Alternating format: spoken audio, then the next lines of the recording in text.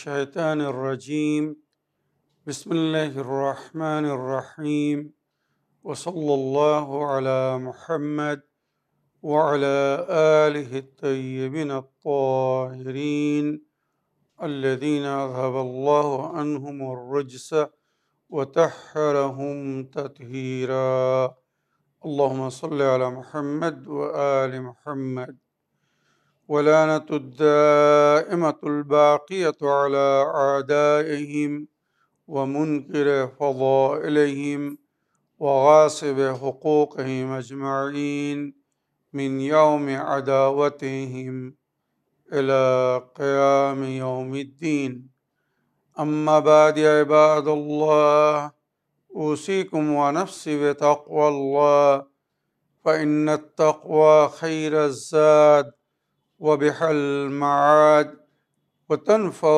يوم لا ينفع فيه مال ولا بنون إلا من أتى الله بقلب سليم وصلى الله على محمد وعلى آله الطيبين الطاهرين اللهم صل على محمد وآل محمد وعجل ফরজহুম। আমার প্রিয় দর্শক ও শ্রোতাবৃন্দ, আসসালামু আলাইকুম ওরহমতুল্লাহি ওয়াবারাকাতুহু। আপনাদের সকলকে আন্তরিক সালাম ও শুভেচ্ছা জানিয়ে আজকের অনুষ্ঠান ইসলামিন বাংলায় আপনাদেরকে স্বাগতম জানাই। আশা করি আপনারা যে যেখানে আছেন ভালো আছেন, কুশল ও মঙ্গলে আছেন, সুখে থাকুন, শান্তিতে থাকুন, সমস্ত প্রকারের দুঃখ কষ্ট থেকে মুক্তিতে থাকুন। আল্লাহ রব্বুল আলামিনের কাছেই কামনা করি। যারা অসুস্থ আল্লাহ তাদেরকে সুস্থতা দান করুন, যারা ঋণে ভুগছে আল্লাহ তাদেরকে ঋণ মুক্তি করুন। ওইরূপ যাদের জীবনে কোনো প্রকারের অভাব বা অশান্তি আছে আল্লাহ রব্বুল আলামিন তাদের সকলের জীবনে সুখ শান্তি দান করুন ও সকলের মনোকামনা ও আশাকে পূরণ করুন। আমাদের সকলকে সৎ পথে চলার, অসৎ পথ থেকে দূরে থাকার এবং এক অপরকে সৎ উপদেশ দেওয়ার তৌফিক দান করুন। আমরা যেন সত্য বা হক জিনিসকে জেনে শুনে মেনে তার উপরে আমাল করে সেটা অন্যদের সামনে তুলে ধরতে পারি বা সকলের কাছে পৌঁছে দিতে পারি। আল্লাহ রাব্বুল আলামিন আমাদেরকে সেই মনোবল ও নেক তৌফিক দান করুন। আমিন ইয়া রাব্বাল আলামিন। এই দোয়ার সঙ্গে আজকের পর্ব শুরু করতে চলেছি। বিনা কোনো ভূমিকায় সরাসরি আপনাদের পাঠানো পেন্ডিং প্রশ্নের উত্তর দিতে চাই। তাই আসুন দেখি কোথা থেকে কে কি জানতে চাচ্ছেন বা কে কি বলছেন। আগে একটি লিখিত চিঠি পড়ব, তারপরে ইনশাআল্লাহ আপনাদের পাঠানো অডিও রেকর্ডিং বা ভয়েস মেল প্লে করব ইনশাআল্লাহ। আসসালামু আলাইকুম হুজুর, আমি রাইয়ান ময়মনসিংহ বাংলাদেশ থেকে বলছি। আমার নিজের এবং আমার পরিবারের উপর যাতে কোনো রকমের কোনো বিপদ আপদ না আসে এর জন্যে কি কি আমল করতে হবে তা একটু বলে দিন। ওয়ালাইকুম আসসালাম ওরহমতুল্লাহি ওয়াবারাকাতুহু। আমার প্রিয় ভাই রাইয়ান, ময়মনসিংহ বাংলাদেশ থেকে চিঠি লেখার জন্য ধন্যবাদ জানাই। আপনি জানতে চেয়েছেন যে আমি আমার নিজের বা আমার পরিবারকে বিপদ আপদ থেকে বাঁচিয়ে রাখার জন্যে বা যাতে আমাদের উপরে কোনো বিপদ আপদ না আসে তার জন্যে কি কি আমল করতে হবে। তো এ বিষয়ে আমি 4টে জিনিস বলবো, যেটা খুব কমন এবং সাধারণ। আশা করি যদি এর উপরে আমল করেন তো আপনি এবং আপনার পরিবার পরিপূর্ণ সুস্থতা অর্জন করবেন, পরিপূর্ণভাবে শান্তিতে থাকবেন, আর আল্লাহ রসুলের কৃপায় বা আহলে বায়তের ওসিলায় ইনশাআল্লাহ সমস্ত প্রকারের বালা ও মুসিবত বা বিপদ আপদ থেকে মুক্তিতে থাকবেন। সর্বপ্রথম প্রতিদিন আপনি আপনার ও আপনার পরিবারের তরফ থেকে সাদকা দিবেন। সর্বপ্রথম যে কাজটা আমাদেরকে করতে বলা হয়েছে বালা ও মুসিবত থেকে বাঁচার জন্যে বা দূরে থাকার জন্যে সাদকা দিতে বলা হয়েছে। সাদকা বালা মুসিবতকে দূর করে এবং 70 প্রকারের সমস্যার সমাধান হচ্ছে সাদকার মধ্যে। তো নিজের এবং নিজের পরিবারের এবং যুগের ইমামের সালামতির জন্যে সাদকা দিন। তো জানাবে ফাতেমা জাহরা সালামুল্লাহ আলাইহার দোয়ায় বা যুগের ইমামের দোয়ায় আপনি বা আপনার পরিবার সালামত থাকবেন, শান্তিতে থাকবেন। 1 নম্বর, প্রতিদিন সকালবেলা সূর্য উদয় হওয়ার আগে বা উদয় হওয়ার সঙ্গে সঙ্গে যখনই আপনি ঘুম থেকে উঠবেন, সকালের নামাজের আগে বা সকালের নামাজের পরে আগে সাদকা দিবেন। মনে রাখবেন, সাদকা দিলে ওই দিনের জামানত পেয়ে যাচ্ছেন, মানে আল্লাহর নিরাপত্তায় বা আল্লাহর হেফাজতে এসে যাচ্ছেন। দ্বিতীয়, দোয়ায় আফিয়াত পড়বেন। প্রতিদিন আপনি এবং আপনার পরিবার দোয়ায় আফিয়াত পড়বেন। দোয়ায় আফিয়াত হচ্ছে সহিফায়ে সাজ্জাদিয়া, ইমামে জাইনুল আবদিন আলাইহিস সালামের যে দোয়ার বই, ওই সহিফায়ে সাজ্জাদিয়ার 23 নম্বর 23তম দোয়া হচ্ছে দোয়ায়ে আফিয়াত, যেটি এইভাবে শুরু হয়েছে। আমি সামান্য কিছু পড়ে দিচ্ছি, আপনি বা আপনারা বুঝতে পারবেন। এইভাবে দোয়াটি শুরু হয়েছে। এই দোয়া যদি প্রতিদিন কেউ পড়ে তো সে সমস্ত প্রকারের বালা মুসিবত বা বিপদ আপদ থেকে মুক্তিতে থাকবে। ওই জন্যে একে দোয়ায়ে আফিয়াত বলা হয়েছে, অর্থাৎ শান্তিতে থাকার দোয়া, আল্লাহর সুরক্ষায় থাকার দোয়া। বিসমিল্লাহির রহমানির রহিম। আল্লাহুম্মা সাল্লি আলা মুহাম্মদ ওয়া আলিহি ওয়া আলবিসনি আফিয়াতাকা ওয়া জাল্লিলনি আফিয়াতাকা ওয়া হাসসিননি বিআফিয়াতিকা ওয়া আকরিমনি বিআফিয়াতিকা ওয়া আগনিনি বিআফিয়াতিকা ওয়া তাসাদ্দাক আলাইয়া বিআফিয়াতিকা ওয়া হাবলি আফিয়াতাকা ওয়া আফরিশনি আফিয়াতাকা ওয়া আসলিহ লি আফিয়াতাকা ওয়ালা তুফাররিক বাইনি ওয়া বাইনা আফিয়াতাকা ফিদ দুনিয়া ওয়াল আখিরা। এইভাবে দোয়া শুরু হয়েছে। আল্লাহুম্মা সাল্লি আলা মুহাম্মদ ওয়া আলি ওয়া আফিনি আফিয়াতান কাফিয়াতান শাফিয়াতান আলিয়াতান নামিয়াতান আফিয়াতান তুআল্লিদু ফি বাদানি আল আফিয়া আফিয়াতাদ দুনিয়া ওয়াল আখিরা ওয়ামনুন আলাইয়া বিস-সিহহাতি ওয়াল আমনি ওয়াস সালামাতি ফি দীনি ওয়া বাদানি ওয়াল বাসীরাতি ফি কলবি والنفاذ في أموري والخشية لك والخوف منك والقوة على ما أمرتني به من طاعتك واجتناب لما نهيتني عنه من معصيتك।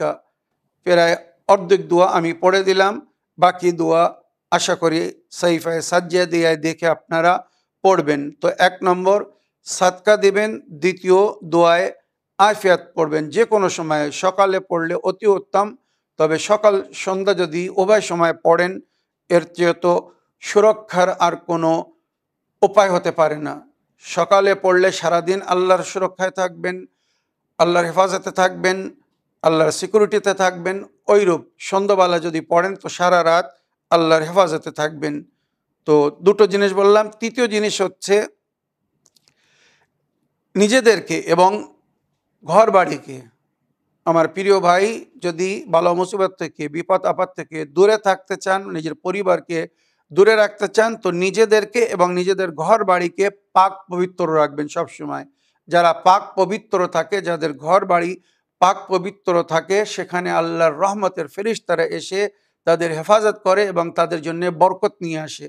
তো ঘরে যদি বরকত চান আর আল্লাহর ফেরেশতাদের মাধ্যমে যদি হেফাজত চান, তো ঘর বাড়িকে পাক রাখবেন, নিজের শরীরকে পাক রাখবেন। যাদের শরীর পাক না, যাদের ঘর বাড়ি পরিষ্কার পরিচ্ছন্ন বা পাক পবিত্র থাকে না, সেখানে আল্লাহর রহমতের ফেরেশতারা আসে না। মনে রাখবেন, নাজিস ব্যক্তির নিকটে বা নাজিস ঘর বাড়িতে আল্লাহর রহমতের ফেরেশতারা কখনো আসে না।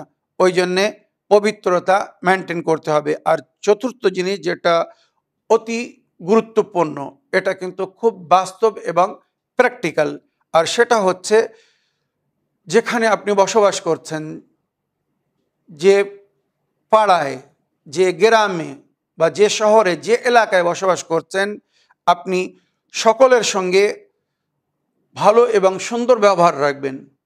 মনে রাখবেন, মানুষের ব্যবহার মানুষের পরিচয়।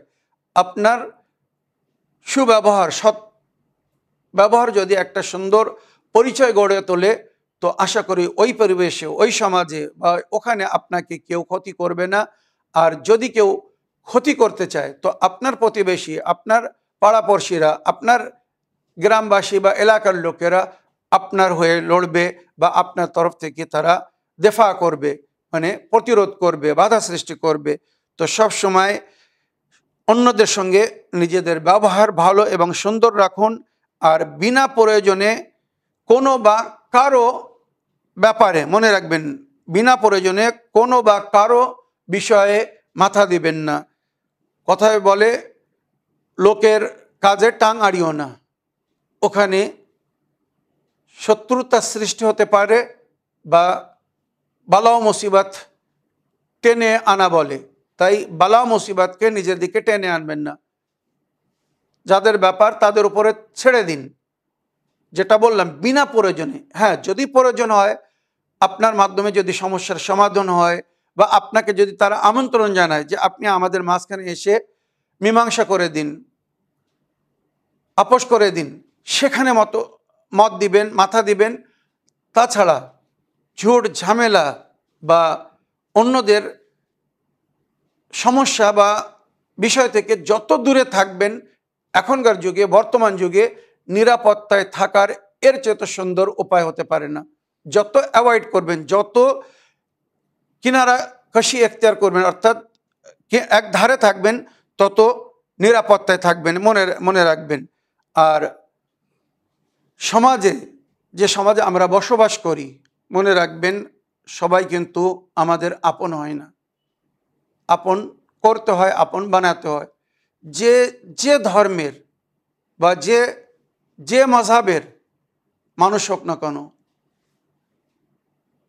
ধর্ম নিরপেক্ষ হয়ে, জাত নিরপেক্ষ হয়ে মানুষ হিসাবে এক মানুষকে ভালোবাসবেন, মানুষ হিসাবে মানুষের সঙ্গে সদ্ব্যবহার করবেন। মনে রাখবেন, ইমাম নবীরা বা নবীর আহলে বায়াত বলেছেন, খালিতুন নাস মুখালাতাতান ইযা ইশতুম হান্নু ইলাইকুম ওয়া ইযা মুততুম বাকু আলাইকুম। সমাজে, পরিবেশে এইভাবে জীবনযাপন করো, তুমি যতক্ষণ বেঁচে থাকবে তাদের মাঝখানে, তারা যেন তোমার সঙ্গে সাক্ষাৎ করার আশা করে, অপেক্ষা করে। আপনি তাদের মাঝখানে আছেন, তাদের যেন মন চায় আপনার সঙ্গে সাক্ষাৎ করার। আর এটা কখন হবে? যখন আপনার কথাবার্তা, আপনার ব্যবহার, আলাপ আচরণ সুন্দর হবে, আপনার কথা শুনে মানুষরা শান্তি পাবে, সুখ। আপনি যদি সৎ পরামর্শ দেন, সৎ উপদেশ দেন, তখন মানুষ আপনার কাছে আসবে, আপনার কথা শুনবে, আপনাকে ভালোবাসবে, আপনাকে পছন্দ করবে। এটাই হচ্ছে আমাদের মানবতার জীবন, সঠিক জীবন। এইভাবে আমাদেরকে একটা সুন্দর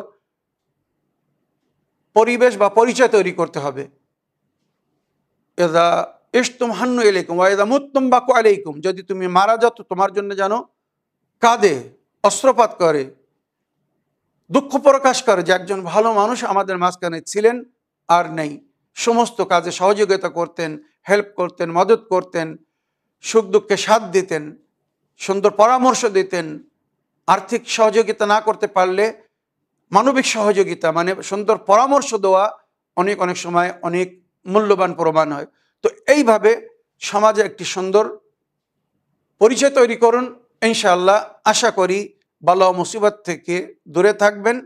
এবং যেটা আল্লাহ রসুল বলেছেন, যার ব্যবহার ভালো হয়, চরিত্র ভালো হয়, সমাজে যে শান্তি বজায় রাখার চেষ্টা করে, আল্লাহ রব্বুল আলামিন তার হেফাজত করেন ফেরেশতাদের মাধ্যমে। আল্লাহ রব্বুল আলামিন তাকে নিরাপত্তা দান করেন। আমার প্রিয় ভাই, আশা করি আপনার প্রশ্নের আপনি উত্তর পেয়েছেন। এবারে আমি আপনাদের পাঠানো ভয়েসমেল বা অডিও রেকর্ডিং প্লে করব। দেখি কোথা থেকে কে কি বলতে চাচ্ছেন বা কে কি জানতে চাচ্ছেন। আসসালামু আলাইকুম, আমি মিজানুর রহমান মল্লিক, দক্ষিণ চব্বিশ পরগনার রস্তি থেকে। ইসলামিন বাংলায় প্রশ্ন, খারেজি কারা? তো অ্যাকচুয়াল আমি খারেজি কারা জানি না। তারা যেহেতু আমাকে খারেজি বলছে, তাই আমি আপনার কাছে জানতে চাই, খারেজি শব্দের অর্থ কি, বা খারেজি কারা এবং কাদেরকে খারেজি বলা হয় এবং খারেজিদের উৎপত্তি কোথা থেকে, এই বিষয়টা যদি একটু বিস্তারিত জানাতেন ভালো হতো। সালামু আলাইকুম, জাযাকাল্লাহু খায়র। ওয়ালাইকুম আসসালাম রহমতুল্লাহি ওয়াবারাকাত। আমার প্রিয় ভাই মিজানুর রহমান সাহেব, আপনার ভয়েসমেলের জন্য আপনাকে ধন্যবাদ জানাই। তবে আপনি একটি গুরুত্বপূর্ণ বিষয় নিয়ে জানতে চেয়েছেন বা প্রশ্ন রেখেছেন।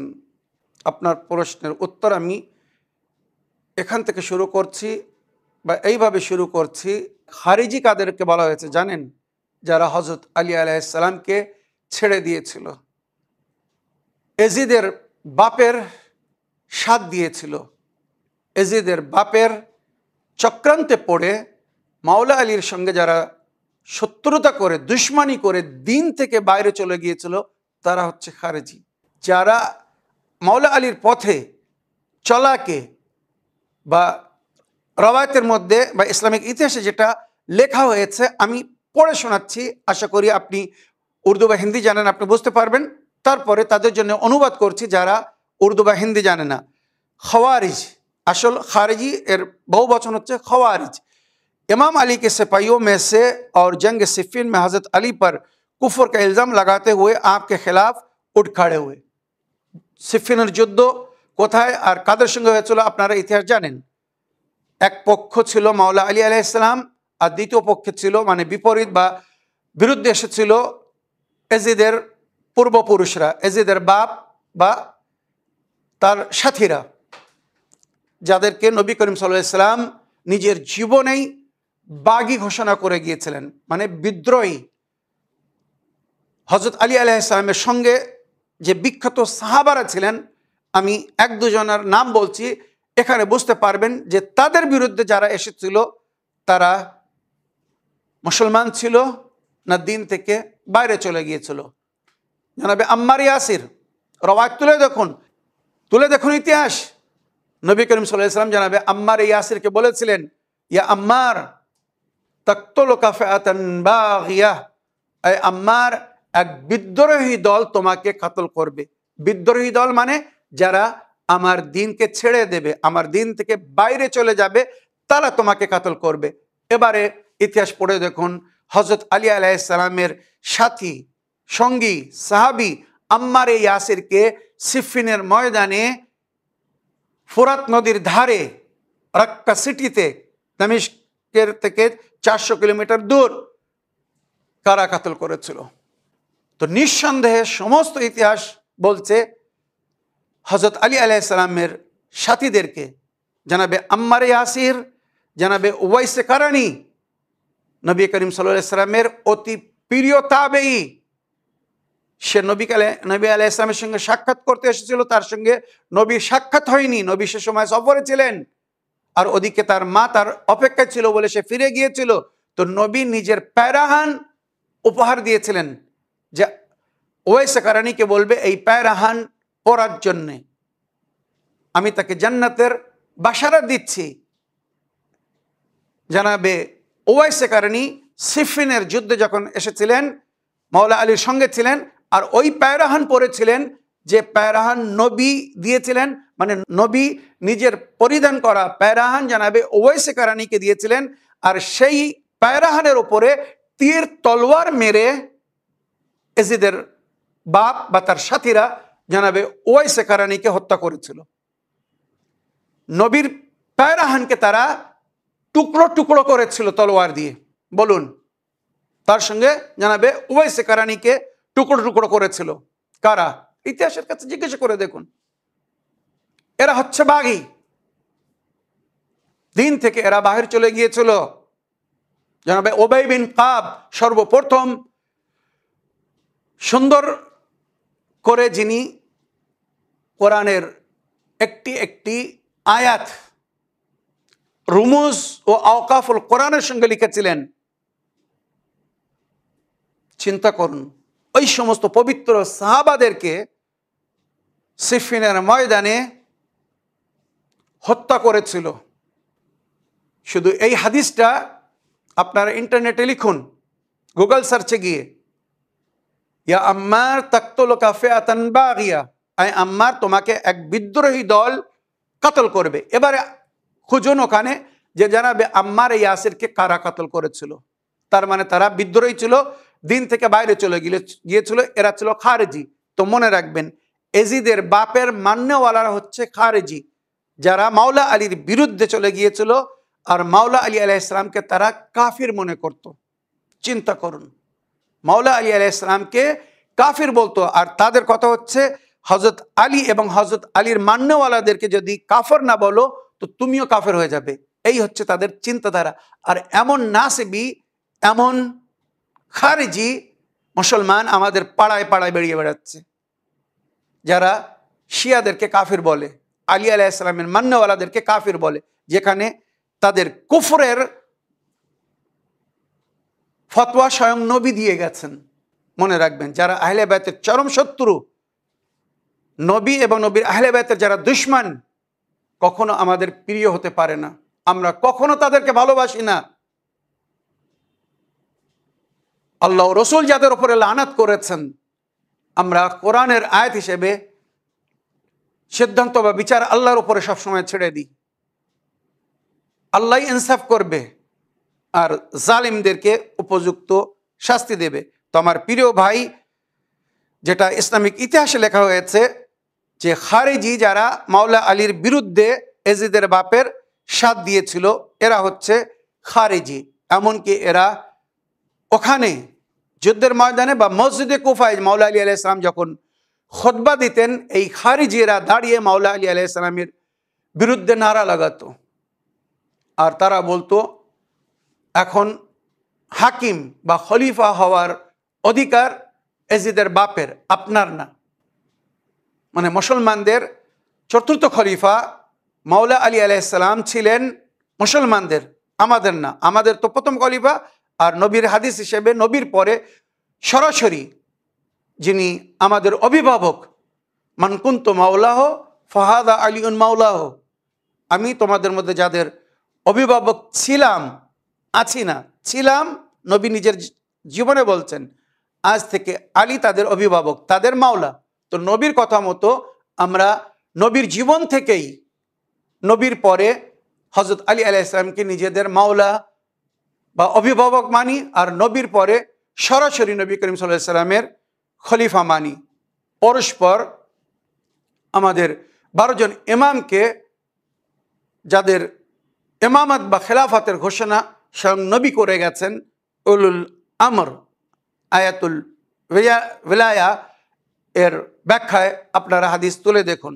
জানাবে জাবির ইবনে আব্দুল্লাহ আল আনসারী যখন জিজ্ঞেস করেছিলেন, আয় আল্লাহর নবী, আতিউল্লাহ ওয়া আতিউর রাসূল, আমরা বুঝতে পেরেছি আল্লাহর ইতাত, রসুলের ইতাত, তারপরে যে বলা হচ্ছে ওয়া উলিল আমরি মিনকুম, উলিল আমরের ইতাত করো, এই উলিল আমর বলতে কে? তখন নবী বলেছিলেন, উলিল আমর বাদি আউয়ালহুম আলী ইবনে আবি তালিব, আমার পরে যারা উলুল আমর হবে কিয়ামত পর্যন্ত, আলী, মাওলা আলী আলাইহিস সালামের পরে ইমামে হাসান, ইমামে হোসেন, এইভাবে শেষ ইমাম ইমামে মেহেদী আলাইহিস সালাম পর্যন্ত সবার নাম নিয়ে নবী বলে গেছেন। উম্মত পথভ্রষ্ট কখন হয়েছে? যখন তারা কোরআন ও আহলে বাইতকে ছেড়েছে। যদি আহলে বাইত এবং কোরআনকে ছাড়তো, তারা দিন থেকে বাইরে চলে যেত না। তারা নিজেরা দিন থেকে খারিজি হয়ে তাদেরকে খারিজি বলছে, যারা দিনের ভিতরে বা নবী করিম সাল্লাল্লাহু আলাইহি সাল্লামের আদেশ অনুযায়ী কোরআন এবং আহলে বাইতকে মানছে। মাওলা আলীর শিয়াদেরকে খারিজিরা খারিজি বলছে। এর চেয়ে তো বড় দুঃখের কথা আর হতে পারে না। আর এদের যে পরিচয় করানো হয়েছে, খোদা ও রসুলকে সাক্ষী করে বলছি, আপনারা সহি বুখারী, সহি মুসলিম, যত সহি বই তুলে দেখুন, ওখানে খারিজিদের যে নিশানি বলা হয়েছে, এরা হাফিজে কোরআন হবে, সুন্দর কেরাত করবে, কিন্তু কোরআনের উপরে আমাল করবে না এবং কোরআনের আয়াতের সঠিক অর্থ বা তাফসির তারা জানবে না আর জানাবে না, যদিও জানে তো জানাবে না। এইভাবে তাদের পরিচয় করা হয়েছে। এরা জাহেরান মুত্তাকি পরেজগার দেখাবে, খুব আল্লাহর উপাসনা হবে, ইবাদত করবে, কিন্তু এদের অন্তর ঈমান থেকে খালি হবে। এরা অন্যদেরকে সব সময় নিজেদের সামনে তুচ্ছ বা ছোট মনে করবে আর অন্যদেরকে মূর্খ, জাহিল বা কাফির মনে করবে। নবী করিম সাল্লাল্লাহু আলাইহি সাল্লামের সুন্নাত এবং দ্বীনের আহকাম থেকে তারা পরিপূর্ণভাবে মূর্খ হবে, কিন্তু নিজেদের তৈরি করা দিন ধর্ম বা মাযহাব বা সুন্নাতকে নবীর সুন্নাত বলে প্রচার করবে। এই হকিকতগুলো জানার প্রয়োজন আছে। এখানে একটা একটা বাক্য যদি আমি তর্জমা করে বলি অনেক সময় লাগবে। এরা সাদাসিধে মানুষদেরকে, যারা কোরআনের সঠিক জ্ঞান রাখে না, হাদিসের জ্ঞান রাখে না, তাদেরকে ভুল বুঝিয়ে নিজেদের পথের পথিক করবে। এদের মধ্যে গুরুর, ঘমণ্ড এবং অন্য মুসলমানদের জন্যে ঘৃণা থাকবে, মানে হাকিকি মুসলমানদেরকে এরা ঘৃণা নজরে দেখবে। এদের বিশ্বাস বা আকীদা হিসাবে অন্যদের সঙ্গে যখন মিল খাবে না, তো তাদেরকে হত্যা করে দেবে। আল মুসলিমু মান সালামা আল মুসলিমুনা মিন ইয়াদিহি ওয়া লিসানিহি। নবী বলছেন, মুসলমান ওই ব্যক্তি যার হস্ত বা জিহ্বা থেকে অন্য মুসলমান নিরাপত্তায়। এরা কোন ধরনের মুসলমান? যাদের থেকে মুসলমানদের কোনো ফেরকা নিরাপত্তাই নেই, শুধু তাদের দল ছাড়া বা তাদের ফেরকা ছাড়া। তারা যেটা বলবে সেটাই যদি গ্রহণ করা হয়, মানা হয়, তাহলে তুমি মুসলমান, তুমি নিরাপত্তায়, আর নইলে তোমার রক্ত হালাল তাদের নজরে। এই হচ্ছে খারেজি। এরা শিদ্দত পসন্দি কে সাথ, এরা হচ্ছে শিদ্দত পছন্দ, মানে যেটাকে আমরা অতি কঠোর, কট্টর এবং কঠোর। এরা দুশ্মন, যারা দিনের দুশ্মন, ইসলামের দুশ্মন বা নবীর দিনের দুশ্মন, তাদেরকে না মেরে তাদেরকে মারবে যারা নবীর দিনকে ফলো করার জন্যে নবীর কথা অনুযায়ী কোরআন এবং আহলে বায়াতকে মানবে। এদের সম্পর্কে বলা হয়েছে এরা নিজেদের আদালত চালাবে, এরা আমর বিল মারুফ নাহি আনিল মুনকার নিজেদের ইচ্ছা মতো করবে। এদের হুকুমরান, এরা জিহাদের হুকুম জারি করবে। যারা এদের কথা না মানবে এরা তাদেরকে হত্যা করে দেবে। এই সমস্ত খারিজিদের নিশানি। এখন এগুলো কাদের উপরে ফিট আসছে আপনারা দুনিয়ার উপরে নজর রেখে দেখুন। আর সেই খারিজিরা নাকি আবার আহলে কেবলাকে খারিজি বলছে। এরা ইহুদ ও নাসারা বা ইসলামের দুশ্মনের সঙ্গে লড়াই না করে এরা মুমিনদের সঙ্গে লড়াই করবে। তাদের নারী বা পুরুষ বা বিরুদ্ধদের, এমনকি বাচ্চাদের ওপরেও জুলুম করবে। আর যেটা আপনারা দেখছেন, তারা কোনো প্রকারের সংকোচ করবে না, কোনো প্রকারের দয়া মায়া দেখাবে না, বেরহমি কে সাথ, যেটা তাদের সম্পর্কে রওয়ায়াতে উল্লেখ হয়েছে, ভবিষ্যবাণী করে গেছেন নবী। এরা মুসলমান হয়ে, মানে নবীর উম্মতি হয়ে, নবীর উম্মতকে পশুদের মতো জবাই করবে। আর আইনার মতো এটা আমরা দেখছি, মুসলমানেরা যেভাবে মুমিনদেরকে পশুর মতো জবাই করছে, তার মানে আল্লাহ নবী যেটা বলেছেন এটা কখনো মিথ্যা হতে পারে না। এই খারেজিরা হকিকি মুসলমানদেরকে জবাই করবে, মারবে, তাদের বিরুদ্ধে সবসময় ফতোয়া দিতে থাকবে। এদের মনে হিংসা। इमाम अली अलैहिस्सलाम से बुग़्ज़ कीना यहाँ तक के शहादत के बाद भी मौला अली अलैहिस्सलामेर জীবনে তো শত্রুতা করেই ছিল, তাছাড়া মাওলা আলী আলাইহিস সালামের শাহাদাতের পরেও মাওলা আলী আলাইহিস সালামের সঙ্গে বা মাওলা আলী আলাইহিস সালামের আলাউলাদ বা ওনার শিয়াদের সঙ্গে কোনো প্রকারের জুলুম ও অত্যাচার করতে এরা সংকোচ করেনি, সব সময় জুলুম করে এসেছে। লড়াকু দিলের বা মানে এদের বাহাদুরি ক্ষমতা শুধু মুসলমানদের সঙ্গে লড়াই করার জন্যে। যদি এদেরকে বলা হয় ইহুদ নাসারা যারা ফিলিস্তিনের মজলুমদেরকে মারছে, এদের বিরুদ্ধে লড়ো, কোথাও এদেরকে ওদের সঙ্গে লড়াই করতে পারবেন না, পাবেন না। কোথাও আপনারা দেখবেন না এই মুসলমানেরা, এই খারিজিরা ইহুদিদের বা খ্রিস্টানদের বিরুদ্ধে লড়াই করছে যারা মুসলমানদের উপর জুলুম করছে, এরা তাদের হয়ে লড়ছে। আমার প্রিয় ভাই, খারিজিদের যে পরিচয় করালাম, আশা করি উম্মতের চোখ খোলার জন্য যথেষ্ট। এরা যদি হকিকে মুসলমান হতো তো মুমিনদেরকে কখনো খারিজি বা কাফের বলতো না। আমার প্রিয় ভাই, আশা করি আপনার প্রশ্নে আপনি উত্তর পেয়েছেন। আগের প্রশ্ন নিয়ে দেখি কোথা থেকে কে কি বলতে চাচ্ছেন বা কে কি জানতে চাচ্ছেন। আসসালামু আলাইকুম, আমি মিজানুর রহমান মল্লিক, দক্ষিণ 24 পরগনার বস্তি থেকে। দোয়া করি ইসলামিক বাংলার পর্বে মাওলানা সাহেবকে আল্লাহ তাআলা ভালো রাখুক, সুস্থ রাখুক এবং নেক হায়াত দান করুক।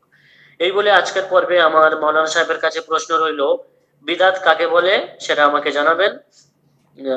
এবং বিদাতের এমন কিছু উদাহরণ যদি সমাজের বুকে থেকে থাকে যেটা হয়তো আমরা জানি না, সেটা আমাকে জানাবেন, যাতে হয়তো অজ্ঞাত অবস্থায় আমি যদি কোনো বিদাত করে থাকি সেটা থেকে আমি যেন ফিরে আসতে পারি।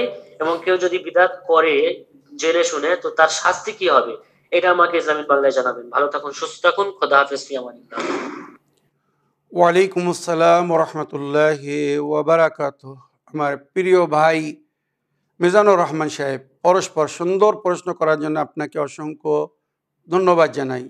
আপনি জানতে চেয়েছেন বিদাত কাকে বলে, আর যদি কেউ বিদাত করে তো তার সাজা বা শাস্তি কি হবে, বিদাতের উদাহরণ চেয়েছেন।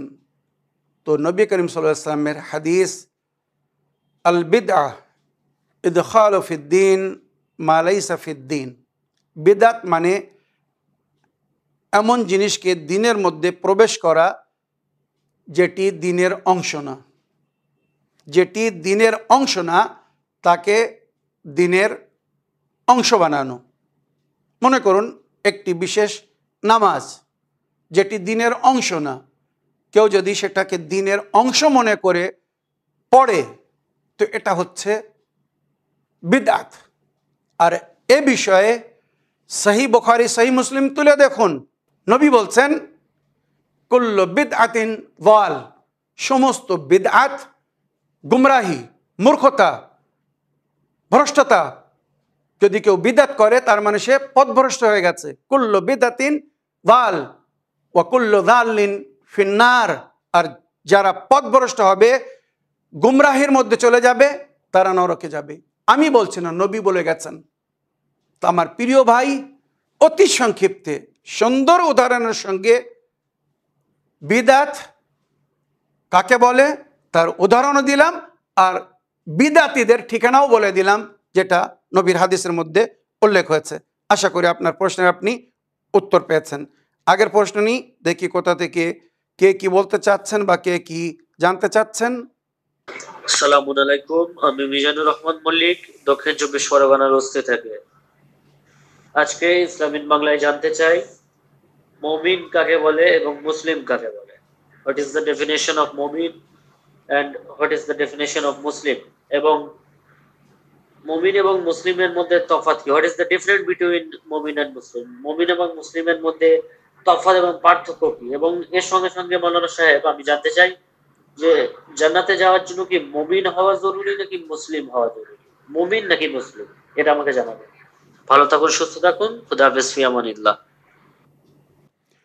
ওয়ালাইকুম আসসালাম রহমতুল্লাহি ওয়াবারাকাতুহ। আমার প্রিয় ভাই মিজানুর রহমান সাহেব, আপনাকে আমার অন্তর থেকে আমি ধন্যবাদ জানাই এত সুন্দর প্রশ্ন করার জন্য, যার মাধ্যমে হয়তো অনেকের চোখ খুলে যাবে। আপনি জানতে চেয়েছেন মুসলমান এবং মমিনের পরিচয় কি, মুসলমান এবং মমিনের মধ্যে কি পার্থক্য, আর জান্নাতে কারা যাবে, মুসলমান না মমিন। তো আমি কোরআন ও হাদিসের ভাষায় আপনার সঙ্গে কথা বলতে চাই বা আপনার প্রশ্নের উত্তর দিতে চাই। মনে রাখবেন, মুসলমান সেই ব্যক্তিকে বলা হয় যে শুধু নতশির হয়েছে, কিন্তু তারা মমিন হয়নি, ঈমান তাদের অন্তরে প্রবেশ করেনি। আর এটা কোরআনের মধ্যে উল্লেখ হয়েছে, কালাতিল আরাবু আমান্না, আরবরা বলছিল আমরা ঈমান এনেছি। তো আল্লাহ তখন নিজের নবীকে বললেন বাল কুলু আসলামনা ওয়ালাম্মা ইয়াদখুলুল ঈমানু ফি কুলুবিহিম। আল্লাহ নিজের নবীকে বলছেন এদেরকে আপনি বলে দিন, যারা বলছে আমরা মুসলমান হয়ে গেছি, ইসলাম কবুল করেছি, এরা শুধু নতশির হয়েছে। লাম্মা ইয়াদখুলুল ঈমান ফি কুলুবিহিম, ঈমান এদের অন্তরে এখনো প্রবেশ করেনি, এরা এখনো মুমিন হয়নি। তাহলে এবারে বুঝে নিন মুসলমান কারা আর মুমিন কারা। মুমিন যারা পরিপূর্ণরূপে আল্লাহ রসুল এবং নবী করিম সাল্লাল্লাহু আলাইহি ওয়াসাল্লাম যা কিছু দিয়েছেন বা আল্লাহর তরফ থেকে নিয়ে এসেছিলেন নিজের উম্মতকে বলেছিলেন সেই সমস্ত জিনিসকে তারা যদি অন্তর থেকে গ্রহণ করে থাকে, মেনে থাকে আর তার উপরে আমাল করে থাকে, তারা হবে মুমিন। যার মধ্যে সর্বপ্রথম মুমিন হতে গেলে তাকে পরিপূর্ণ কলেমা পড়তে হবে, লা ইলাহা ইল্লাল্লাহ মুহাম্মাদুর রাসূলুল্লাহ আলিয়ুন ওয়ালিউল্লাহ ওয়া ওয়াসিউ রাসূলিল্লাহ ওয়া খলিফাতুহু বিলা ফাসল। এই হচ্ছে মুমিনের প্রথম পরিচয়। এবারে উসুলে দ্বীন বা ফুরুয়ে দ্বীন হিসেবে যেভাবে পার্থক্য করা হয়েছে ক্লিয়ারলি, মুমিন যে 5টি জিনিসের উপরে ঈমান রাখে, তৌহিদ, আদল, নবুয়ত, ইমামত, কিয়ামত। 5টি জিনিসকে যারা মানে বা 5টি জিনিসের উপরে যাদের ঈমান আছে, বিশ্বাস আছে, এরা হচ্ছে মুমিন। সর্বপ্রথম তৌহিদ, আল্লাহর ঐক্যতা, আদালত, আল্লাহ আদিল ও ইনসাফ করনেওয়ালা, ন্যায় বিচারক। নবুয়ত, আমাদের হেদায়েতের জন্য আল্লাহ নবীকে পাঠিয়েছেন। নবীর পরে কিয়ামত পর্যন্ত আল্লাহর দ্বীনের হেফাজতের জন্য, নবীর শরীয়তের রক্ষার জন্য বা নবীর দ্বীনের পরিচালনার জন্য কিয়ামত পর্যন্ত আল্লাহ রাব্বুল আলামিন ইমামত রেখেছেন। ইন্নামা আনতা মুনদিরুন ওয়া লিকুল্লি কওমিন হাদ। কোরআনে আল্লাহ বলেছেন, আপনাকে সতর্ক করার জন্য পাঠিয়েছি আর আমি প্রতি কওমের জন্য হাদি রেখেছি। ওয়াজআলনাহুম আইম্মাতান ইয়াহদুনা বিআমরিনা, আমি তাদেরকে ইমাম বানিয়েছি যারা আমার হুকুমে আমার বান্দাদের হেদায়েত করবে। ইয়াউমা নাদউ কুল্লা উনাসিম বিইমামিহিম, সেই দিনকে স্মরণে রেখো, ভুলে যেও না যেদিন সমস্ত মানুষকে তাদের ইমামের সঙ্গে ডাকা হবে। তো ইমামত বিশ্বাস কোরআনের মধ্যে বা নবীর হাদিসের মধ্যে এসেছে। তো চতুর্থ বিশ্বাস ইমামতের উপরে, আর পঞ্চম কিয়ামতের উপরে তারা বিশ্বাস রাখে। এই হচ্ছে মুমিনের পরিচয়। আর যারা 3টে জিনিসের উপরে বিশ্বাস রাখে বা 3টে জিনিসকে মানে, আল্লাহকে, রসুলকে আর কিয়ামতকে, এদেরকে মুসলমান বলা হয়েছে। এবারে আপনার প্রশ্নের উত্তর বা শেষ অংশের উত্তর হচ্ছে যে জান্নাতে কারা যাবে, মুসলমানেরা না মুমিনরা? তো কোরআনের কোনো আয়াতে, কোনো একটি আয়াতে বলা হয়নি যে মুসলমান জান্নাতে যাবে। কোথাও বলা হয়নি আল জান্নাতু লিল মুসলিমিন ও আল মুসলিমুনা ইয়াদখুলুনা আল জান্নাহ। পুরো কোরআনে কোথাও নেই। হ্যাঁ, কোরআনে জান্নাত বলা হয়েছে মুমিনদের জন্য, মুত্তাকিদের জন্য। যত জায়গায় জান্নাতের জিকির হয়েছে ওখানে সালেহুল মুমিনিন জান্নাতে যাবে, মুত্তাকি পরহেজগার মুমিন যারা আল্লাহর ভয় করে চলেছে আর দ্বীনের উপরে সঠিকভাবে আমল করেছে, এরা জান্নাতে যাবে। কোথাও মুসলমান জান্নাতে যাবে কোরআনে বলা হয়নি। কোরআনে যেখানে জান্নাতের কথা বলা হয়েছে, জান্নাতে যাবে সালেহুল মুমিনিন, নেক আমলকারী মুমিনিন বা মুত্তাকিন। ইন্না লিল মুত্তাকিনা মাফাদা, সফলতা মুত্তাকিদের জন্যে, মুত্তাকিরা জান্নাতে যাবে। আশা করি আপনার প্রশ্নের আপনি উত্তর পেয়েছেন। এই বলে আমার আজকের বক্তব্য এখানে শেষ করলাম। ওয়া আখিরু দাওয়ানা আলহামদুলিল্লাহি রাব্বিল আলামিন। ওয়াসসালামু আলাইকুম ওয়া রাহমাতুল্লাহি ওয়া বারাকাতুহু।